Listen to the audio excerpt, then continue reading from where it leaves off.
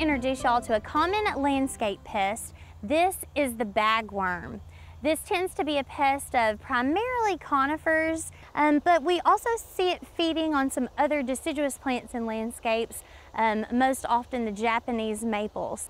Now, this time of year in late summer is not the proper time to do any treatment for bagworms. They've gotten too big, and as they create those bags around their bodies, it becomes impenetrable to water. So any kind of insecticide application is not recommended from July forward.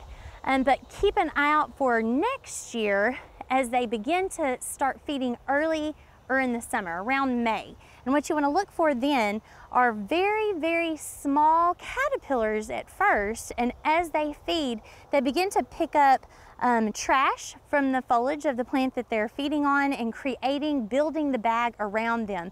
That bag continues to grow as the crawler stage begins to grow, and that is when they're doing the majority of their damage. So we want to target our insecticide applications for when those crawlers are young and before they have begun to construct the bags around their bodies. So you need to be out scouting your plants April, May, June. That is the window for effective insecticide applications for control.